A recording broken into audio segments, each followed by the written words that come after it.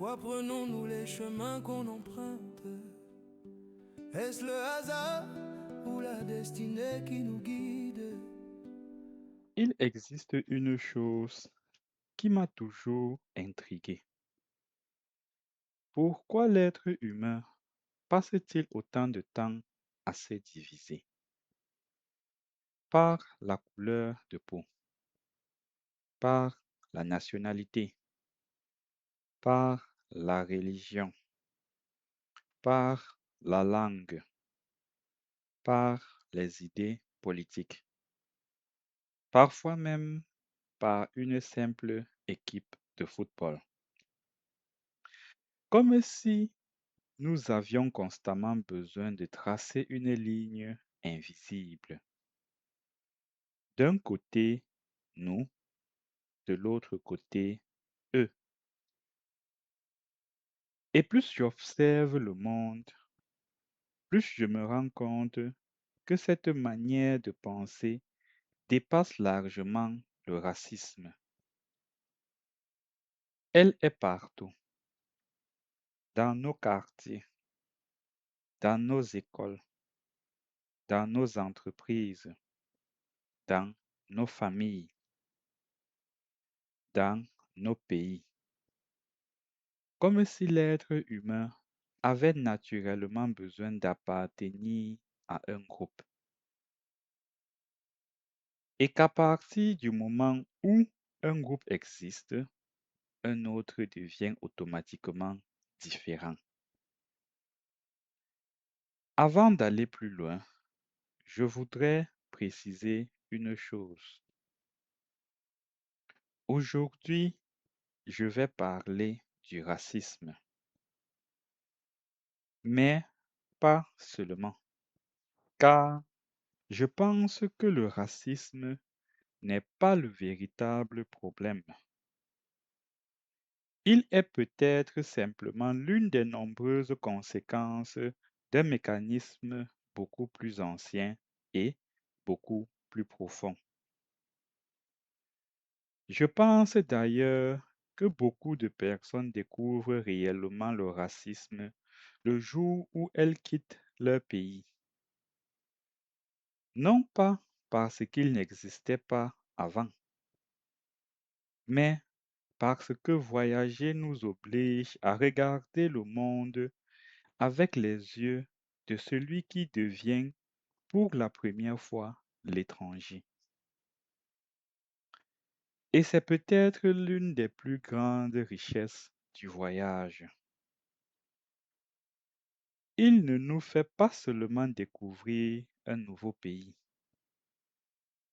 il nous fait parfois découvrir une réalité que nous ne pouvions pas voir depuis chez nous.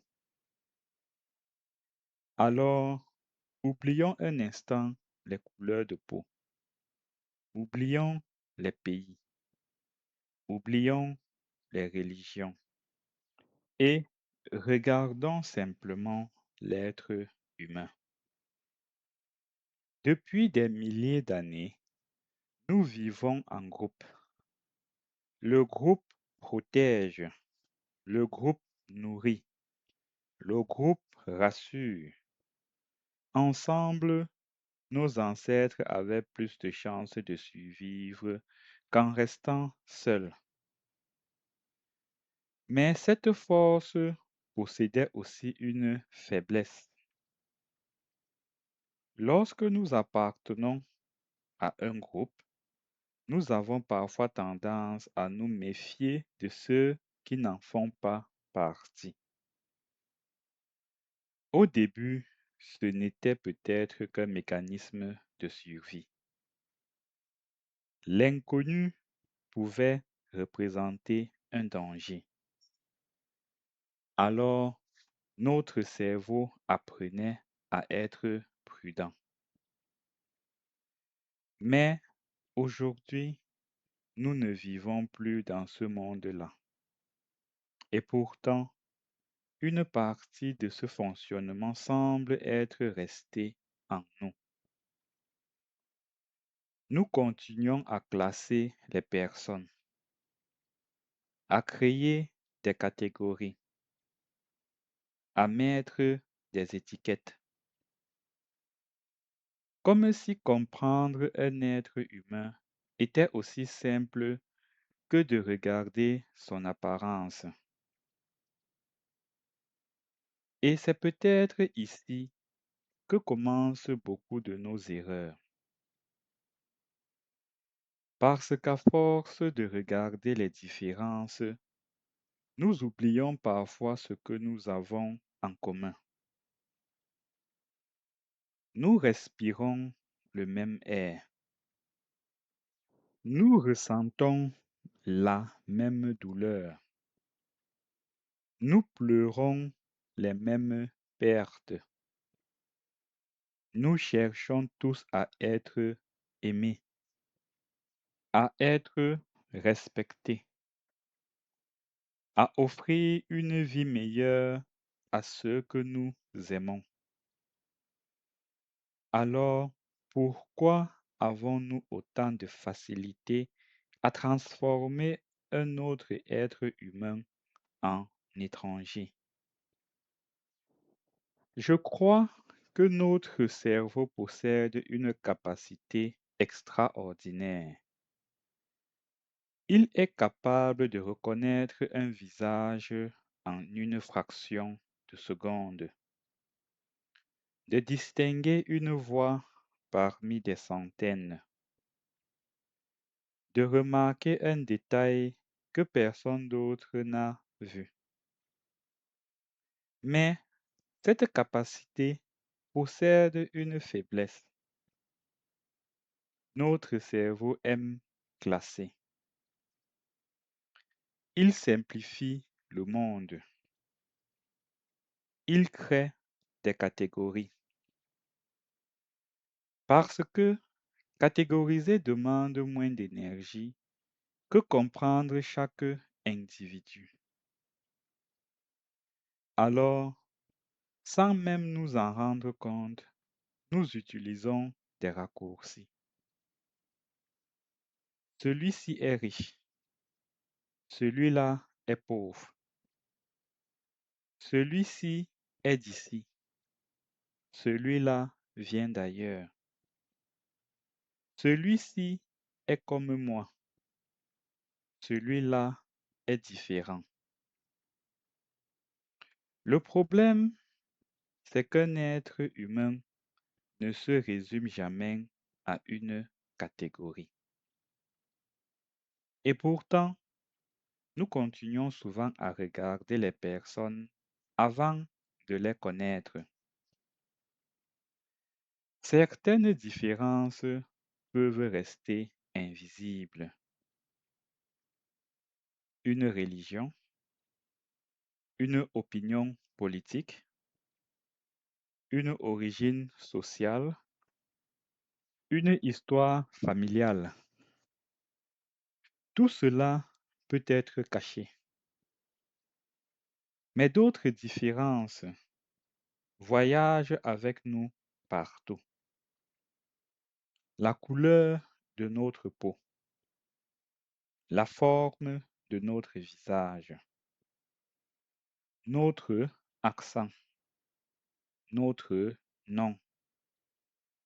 Nous les portons avec nous, même lorsque nous ne disons pas un seul mot.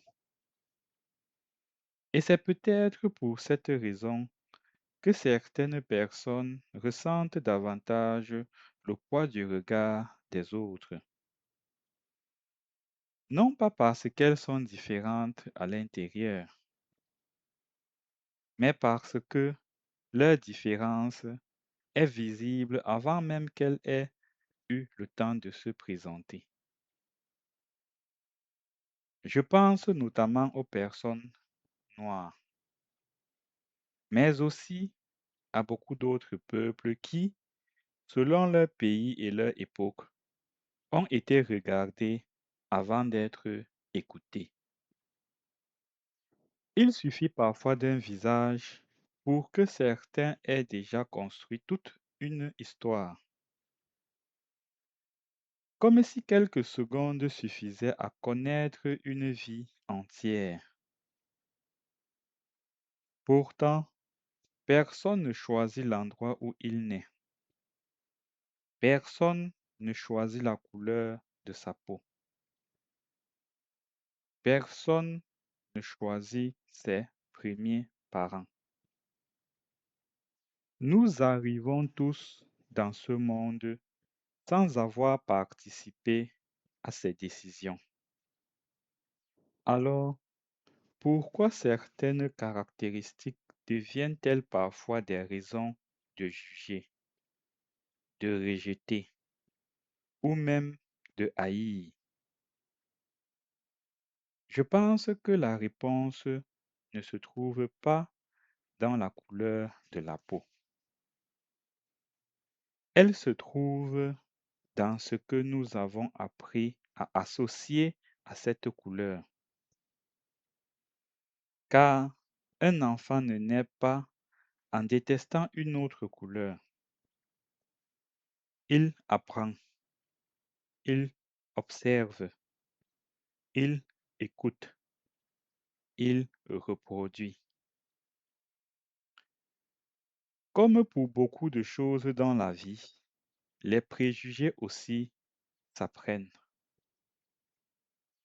Il existe une chose que l'histoire semble nous enseigner.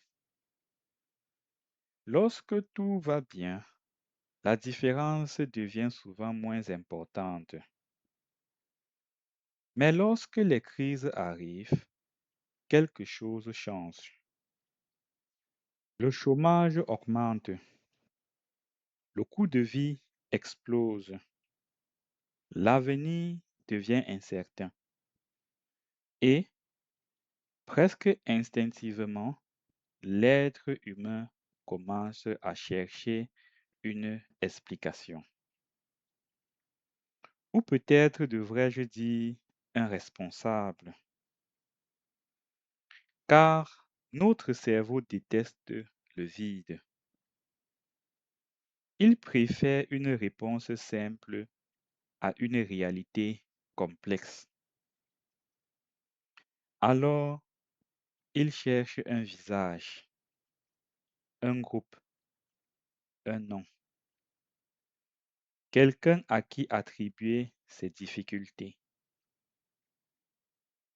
Et c'est souvent là que naissent les plus grandes injustices. Parce qu'il est beaucoup plus facile d'accuser une personne que de comprendre un système. Il est beaucoup plus simple de montrer du doigt un voisin que d'analyser des années de décisions politiques, économiques ou historiques. L'être humain ne cherche pas toujours la véritable cause. Il cherche souvent la cause la plus visible. Et lorsque cette personne est différente par sa langue, sa religion, son accent ou la couleur de sa peau, elle devient parfois le coupable idéal. Ce phénomène n'est pas nouveau. Il traverse les siècles. À différentes époques, ce ne sont pas toujours les mêmes peuples qui ont été rejetés. Mais le mécanisme, lui, reste étonnamment le même. Aujourd'hui, dans beaucoup de pays, les personnes de couleur noire racontent encore les regards, les soupçons ou les préjugés qu'elles subissent simplement à cause de leur apparence. D'autres racontent exactement la même chose parce qu'elles sont arabes. Ailleurs, ce seront d'autres communautés. L'histoire change les visages, mais elle répète souvent les mêmes scénarios. Et c'est peut-être cela qui devrait nous inquiéter. Parce que le problème n'est pas seulement le racisme envers un peuple. Le problème c'est la facilité avec laquelle l'être humain transforme un autre être humain en responsable de ses peurs. Pourtant, lorsque nous voyageons, nous découvrons quelque chose d'étrange. Celui que nous appelions l'étranger chez nous devient parfois nous ailleurs. Des personnes venues de pays différents qui ne se connaissaient même pas auparavant finissent par s'entraider simplement parce qu'elles vivent les mêmes difficultés. Comme si la souffrance avait parfois le pouvoir de faire disparaître des frontières que la tranquillité entretenait. Cela devrait peut-être nous faire réfléchir. Si la difficulté peut nous rapprocher, pourquoi la peur nous pousse-t-elle si souvent à nous diviser? Alors, cela signifie-t-il que rien ne changera jamais? Je ne le pense pas. Car s'il existe une chose qui distingue l'être humain des autres espèces, c'est sa capacité à apprendre, à remettre en question ce qu'il a reçu, à transmettre autre chose à ses enfants. Car le racisme, comme beaucoup d'autres formes de haine, n'est pas un héritage que nous sommes obligés de conserver. C'est un héritage que nous pouvons décider d'interrompre. Pendant longtemps, certaines idées ont été répétées. Certaines populations ont été présentées comme inférieures, d'autres comme supérieures. L'histoire est remplie de ces récits. Et lorsqu'une idée est répétée pendant des générations, elle finit parfois par sembler normale, même lorsqu'elle est fausse. Mais chaque génération possède une responsabilité, non pas celle d'effacer le passé, car personne ne peut changer ce qui a déjà eu lieu, mais celle de choisir ce qu'elle transmettra à la suivante. Un enfant ne regarde pas un autre enfant en pensant: il vaut moins que moi. Il joue, il rit, il découvre. Puis, en grandissant, il entend, il observe, il répète. Comme il a répété une langue, il peut aussi répéter un préjugé. Voilà pourquoi je pense que le véritable combat n'est pas contre une couleur de peau. Le véritable combat est contre les idées qui enferment un être humain avant même de le connaître. Et ce combat commence d'abord chez chacun de nous. Lorsque nous acceptons de rencontrer une personne avant de juger son apparence, lorsque nous écoutons une histoire avant d'écouter une rumeur, lorsque nous apprenons à nos enfants que la valeur d'un être humain ne se mesure ni à la couleur de sa peau, ni à son passeport, ni à sa religion, mais à la manière dont il traite les autres. Peut-être que le véritable progrès de l'humanité ne sera pas seulement technologique. Peut-être qu'il sera le jour où nous comprendrons enfin que toutes les frontières que nous dessinons entre nous sont beaucoup plus fragiles que nous l'imaginions. Car avant d'être noir, blanc, arabe, asiatique ou européen, nous sommes tous arrivés dans ce monde de la même manière,